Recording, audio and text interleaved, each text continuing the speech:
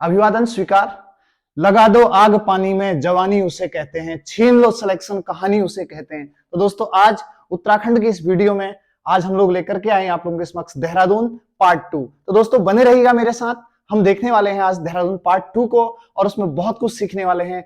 और दिल थाम के रखिए, अपने साथ एक कॉपी और एक पेन रखिए और मेरे साथ आप लोग क्या कीजिएगा, नोट्स बनाइएगा। तो दोस्तों आइए हम लोग बात करते हैं देहरादून की। देहरादून की बात करेंगे तो सबसे पहले हम बात करते हैं देहरादून के रिवर सिस्टम की। रिवर सिस्टम यानी कि नदी तंत्र। नदी तंत्र की बात करते हैं तो देहरादून में बहने वाली जो प्रमुख नदियां हैं, यमुना नदी हो गई, टॉन्स नदी हो गई। टॉन्स नदी के साथ साथ जो है जो अन्य छोटी नदियां हैं उनके बारे में भी हम लोग बात करने वाले हैं। तो सबसे पहले मैं बात करता हूं रुपिन और सुपिन नदियों की। तो जैसा कि आप सभी लोग जानते हैं, दो नदियां हैं, एक रुपिन नदी है और एक सुपिन नदी है। जैसा कि आप जानते हैं रुपिन नदी का जो उद्गम होता है, ठीक है ना, रुपिन नदी का जो उद्गम होता है वो हिमाचल प्रदेश से होता है और सुपिन नदी का जो उद्गम होता है वह उत्तरकाशी के पास में स्वर्गारोहिणी ग्लेशियर से होता है। और दोनों जो है उत्तरकाशी के नेतवाड़ नामक जगह पर आकर के मिलते हैं और उसे फिर क्या कहा जाता है, टॉन्स कहा जाता है। और टॉन्स नदी जो है हिमाचल प्रदेश और उत्तराखंड के मध्य क्या करती है, सीमा बनाने का काम करती है। और जो टॉन्स नदी है, टॉन्स नदी में हिमाचल प्रदेश की ओर से मिलने वाली जो पहली नदी है पाबर नदी है। और आगे बात करेंगे हम लोग, सीधे सीधे पहुंचते हैं उसके बाद, जब यमुना तथा टॉन्स नदी का संगम होता है वह आपका कालसी नामक स्थान पर होता है। और बात करते हैं थोड़ा सा कालसी के इतिहास की।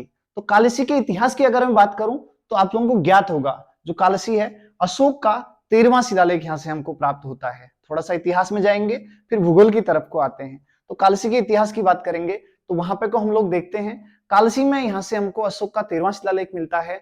और जो अशोक का 13वां शिलालेख है इसमें अशोक ने कहा हुआ है पशु तथा मनुष्य की चिकित्सा व्यवस्था का वर्णन किया हुआ है। और इसके साथ ही यहाँ पे को, जैसा कि आप सभी लोगों को ज्ञात होगा, उसने कहा है, जनता से अपील की है कि वो जो है अहिंसा का त्याग करें, हिंसा का त्याग करें और अहिंसा के मार्ग को अपनाएं। तो सबसे पहले दोस्तों एक प्रश्न बनता है आप लोगों के लिए। प्रश्न ये है, अशोक के शिलालेख को पढ़ने वाला पहला व्यक्ति कौन था और उसने कब अशोक के शिलालेख को पढ़ा था? तो दोस्तों कमेंट बॉक्स में जरूर लिखिएगा। तो दोस्तों फिर आगे बढ़ते हैं। आगे हम लोग बात करेंगे यहां से सीधे सीधे जो यहाँ पे आगे आपका कालसी। तो कालसी के पास में यमुना और टॉन्स नदी का संगम होता है। और इसके बाद कालसी से जो है जो यमुना नदी है आगे की तरफ को बढ़ती है और हिमाचल प्रदेश और उत्तराखंड के मध्य क्या करती है, सीमा बनाती है। फिर आगे बात करेंगे थोड़ा सा यहाँ पे को, कालसी से सीधे थोड़ा आगे से आते हैं डाक पत्थर। तो डाक पत्थर के पास से यहां से एक नहर निकाली गई है जिसका नाम है शक्ति नहर। शक्ति नहर आगे की तरफ को बढ़ती है और आगे बढ़ते बढ़ते वहां पे को इधर अगर हम लोग देखें तो इसमें जो है बाहीं ओर से आकर के एक नदी मिलती है जिसे हम लोग आसन नदी के नाम से जानते हैं, जो कि लोकल में देहरादून से निकलती है। और इसके साथ साथ आप लोगों को बताता हूं, जो आसन वर्ल्ड सेंचुरी है उसको जो है रामसर साइट में किस वर्ष सम्मिलित किया गया था और वह भारत का कौन रामसर सूची में सम्मिलित कौन सा नंबर का स्थल है, इसका आंसर आप लोग कमेंट सेशन में देंगे। तो उसके बाद यहाँ पे आगे बढ़ते हैं। तो आसन नदी प्रॉपर जो है यमुना नदी में न मिल करके शक्ति नहर में वो मिलती है। उसके बाद यमुना नदी जो है राज्य से बाहर हो जाती है। यहाँ पे को आप लोगों को पता होगा रामपुर मंडी के पास से। तो यहाँ से यमुना की कहानी आगे की वीडियो में आएगी और हम लोग बात करते हैं अब थोड़ा सा आगे की तरफ को। तो दोस्तों सीधे सीधे हम बढ़ते हैं यहाँ पे को। सबसे पहले हम बात करेंगे देहरादून में अवस्थित प्रमुख जलप्रपातों की। तो देहरादून में अवस्थित जो प्रमुख जलप्रपात हैं उनमें आपका आता है टाइगर फॉल, का नाम आप लोगों ने सुना होगा।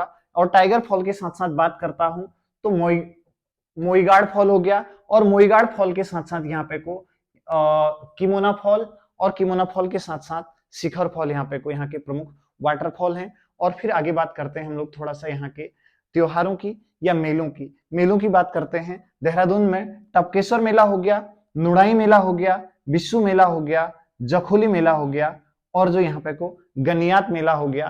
तो ये यहाँ के क्या है, प्रमुख मेले हैं, ये जो हैं आप लोग देख सकते हैं। तो दोस्तों उसके बाद बात करते हैं भारतीय सर्वेक्षण विभाग की। देहरादून में अवस्थित है, प्रमुख स्थल है, प्रमुख स्थलों में भारतीय सर्वेक्षण विभाग आता है।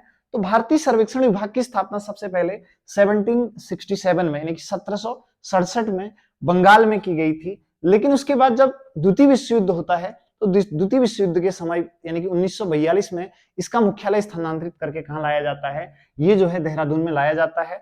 उसके बाद आगे बात करेंगे हम लोग 1830 की। 1830 में क्या होता है, आप लोगों ने नाम सुना होगा सर जॉर्ज एवरेस्ट। तो सर जॉर्ज एवरेस्ट को जो है ये भारतीय सर्वेक्षण विभाग का महासर्वेक्षक नियुक्त किया जाता है। और वही क्या करते हैं, सबसे पहले जो एवरेस्ट पर्वत है नेपाल में उसे सागरमाथा के नाम से जाना जाता है। तो उसकी हाइट सबसे पहले किसके द्वारा मापी गई थी, ये जो है सर जॉर्ज एवरेस्ट के द्वारा उसकी हाइट मापी गई थी, जिसकी हाइट थी 8,848 मीटर।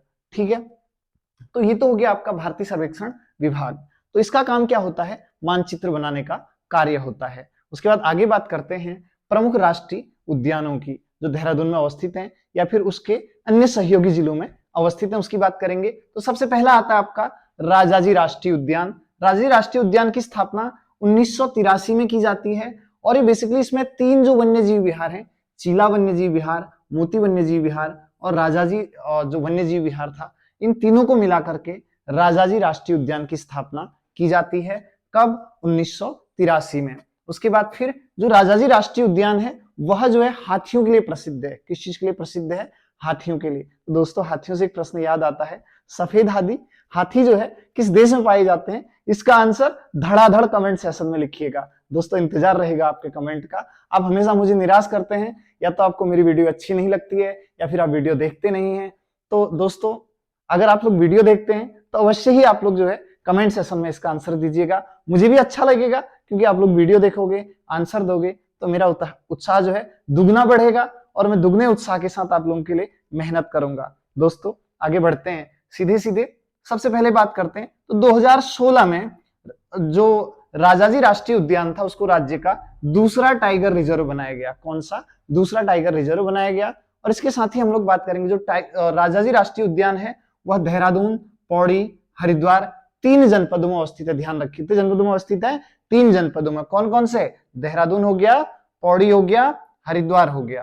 तो दोस्तों इसका क्षेत्रफल भी पूछ लेगा आप लोगों से। तो इसका क्षेत्रफल है 820.4 किलोमीटर स्क्वायर। ठीक है, यानी कि 820.4 वर्ग किलोमीटर आप इसे कह सकते हैं।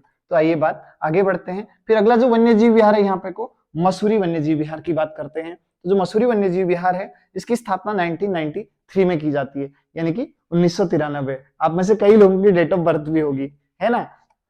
तो दोस्तों आगे बढ़ेंगे। तो जो मसूरी वन्य जीव विहार है वह जो है राज्य का सबसे छोटा वन्य जीव विहार है।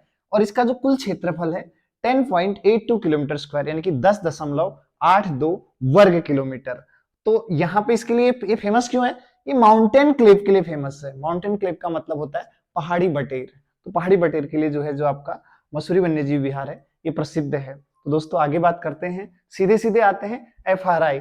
FRI का मतलब होता है फॉरेस्ट रिसर्च इंस्टीट्यूट, यानी कि भारतीय वन अनुसंधान संस्थान। तो भारतीय वन अनुसंधान संस्थान की बात करें तो देखिएगा इसमें जो है भारतीय FRI की बात करते हैं तो भारतीय वन अनुसंधान संस्थान के जो प्रथम महानिदेशक थे, महानिरीक्षक थे, वो थे आपके डिट्रिस ब्रेंडिस। और वो कब बने थे, 1865 में, यानी कि 1865 में बने थे।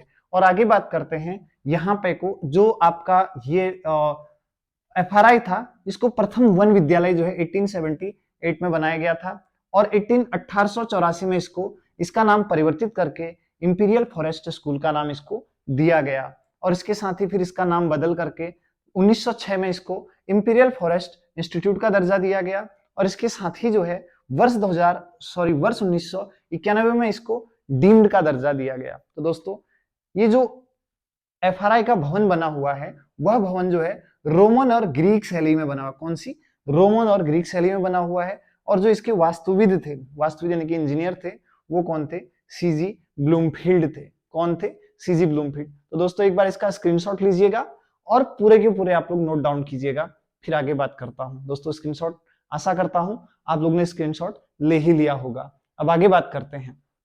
तो दोस्तों इस वीडियो में इतना सा था, देहरादून का थोड़ा सा लंबी वीडियो बन रही है, तो तीसरा पार्ट में आप लोगों के समक्ष कल लेके आऊंगा। तो दोस्तों हिम्मत रखिएगा, कहते हैं रख हौसला वो मंजर भी आएगा, प्यासे के पास समंदर भी आएगा। तो दोस्तों मेहनत करो, कहते हैं लहरों से डरकर नौका पार नहीं होती, कोशिश करने वालों की हार नहीं होती, नन्ही सी चींटी जब दाना लेकर चलती है 100 बार दीवारों पर चढ़ती और फिसलती है। आखिर उसकी मेहनत बेकार नहीं होती, कोशिश करने वालों की हार नहीं होती। तो दोस्तों, आप सभी लोगों का इस वीडियो को देखने के लिए धन्यवाद। फिर मिलते हैं अगले वीडियो में